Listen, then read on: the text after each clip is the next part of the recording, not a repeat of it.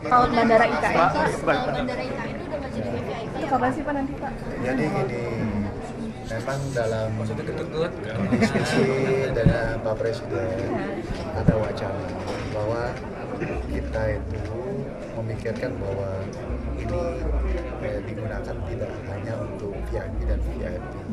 Supaya apa? Supaya satu, distribusi pergerakan itu lebih merata.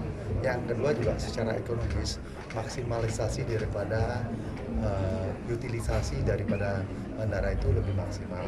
Nah, untuk itu kita tentu akan mereview perpres yang sudah ada. Karena perpres yang ada sekarang ini juga VIP. Satu hal yang baik menurut saya kalau bandara itu lebih maksimal jumlah pergerakannya, dan untuk menambah jumlah pergerakan itu tidak terbatas untuk kepentingan VIP. Jadi target rampungnya pun Pak? Target rampungnya kira-kira? Target rampungnya untuk bandara IKN? Akhir Agustus. Pak, berarti bakal dikomersialisasikan dengan status bandara internasional? Bukan komersialisasi, ya, memberikan kesempatan bagi tidak hanya VIP atau pemerintah, tetapi masyarakat juga. Nanti ada pembedanya dengan Bandara Balikpapan dan Samarinda. Yang beda dia 3.000, ya. Kalau yang lain kan sama Balikpapan itu 2.400, ya. Samarinda itu 2.500. Itu jadi signifikan. Jadi bahkan internasional itu koneksinya IKN. Jadi kalau 3.000 itu kan bisa travel server. Jadi distance dari IKN sampai ke Eropa bisa langsung. Kalau yang ada di Balikpapan 2.400 itu terbangnya bisa paling banter 6 sampai 8 jam. Jadi kalau ini bisa belasan jam. Ya, jadi itu potensial, dan yang kita bangun adalah 3.000. Tapi segmentasi penggunanya sama Pak? Bisa jadi lain ya, kalau itu internasional ya. Jadi karena potensi ini udah 3.000, useless ya kalau kita nggak maksimalkan untuk konektivitas yang lebih besar. Baik, terima kasih. Terima kasih ya. Mungkin ada kebutuhan dari Jadi selamat ulang tahun yang ke-72, dan saya memberikan apresiasi kepada PLI karena banyak sekali hal-hal yang dilakukan, khususnya berkaitan dengan konektivitas laut di Indonesia bagian timur. Karena memang kita tahu nggak gampang untuk melakukan kegiatan konektivitas laut.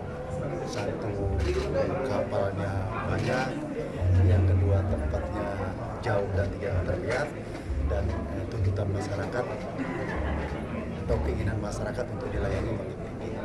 Tapi paling tidak tol laut ya dan perintis itu hadir dan memberikan suatu kepastian kepada masyarakat untuk melakukan perjalanan di Indonesia bagian timur khususnya, dan juga kepastian logistik itu terdistribusi di seluruh Indonesia, khususnya Indonesia bagian timur. Nah, oleh karenanya saya tadi menyampaikan kepada teman-teman PLI dan stakeholder, tadi ada juga Haikal dari DPR, agar kita sama-sama kritis tentang pelayanan yang kita lakukan. Karena kita yakin bahwa kita memiliki kewajiban untuk mendukung tercapainya keunggulan komparatif atau daya saing kita terhadap negara-negara lain. Unsur daya saing itu tidak terlepas daripada konektivitas di Indonesia bagian timur. Kalau kita tidak maksimal, maka ada kekuatan mendorong ke bawah. Ya. Jadi dengan self correction itu kita harus lakukan. Dua hal yang saya minta teman-teman kita lakukan koreksi. Satu berkaitan dengan SDM, karena SDM itu dengan SDM yang cerdas, maka kita bisa menyelesaikan banyak. Sebaliknya pada SDM yang tidak maksimal, maka justru itu menjadi satu kelemahan bagi kita. Yang kedua adalah energi bahan bakar. Energi ke depan makin harus kita efisienkan, dan karena cost CO gas daripada kapal atau PLT itu cukup tinggi. Jadi kita harus kritis terhadap upaya-upaya efisiensi. saya sampaikan untuk merit di sini setiap kali ketemu saya sampaikan SDM dan energi. Lalu ini kami mendukung semoga itu dapat dilaksanakan. Terima kasih. Pak, ada penambahan PMN sih Pak, buat penambahan PMN untuk PMN kira-kira?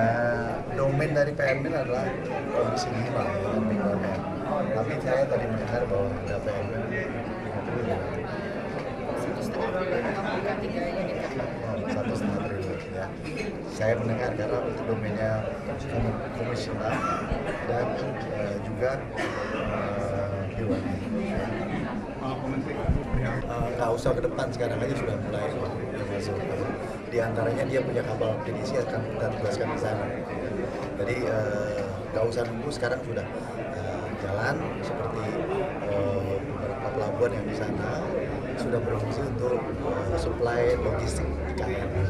Sehingga pada saat ikan yang beroperasi menjadi suatu hal yang kontinus dari apa yang dilakukan saat ini.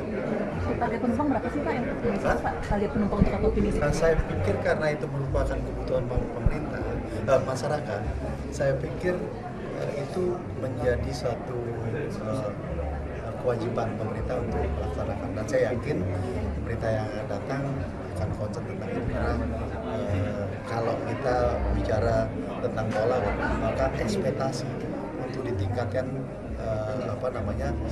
jarak satu kapal dengan kapal yang lain itu tinggi sekali. Jadi tidak akan berkurang, mungkin tambah.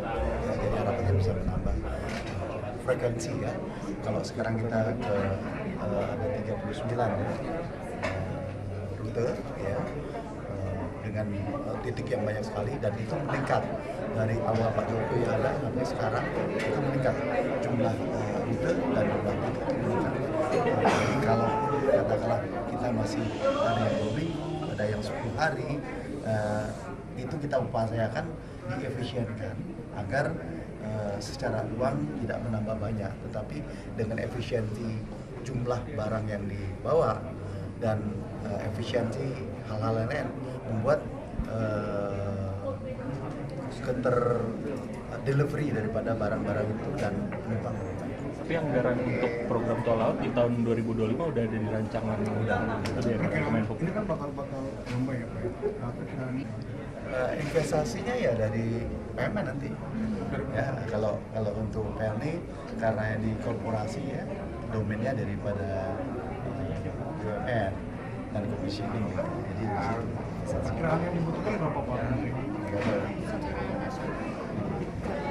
Kalau kita sendiri ini dengan kebutuhan dengan kapal tol laut ya, kapal tol laut yang kita miliki saat ini 6 dan itu masih bisa mengakomodir dari kebutuhan masyarakat saat ini, jadi belum ada rencana penambahan. Ya, oke.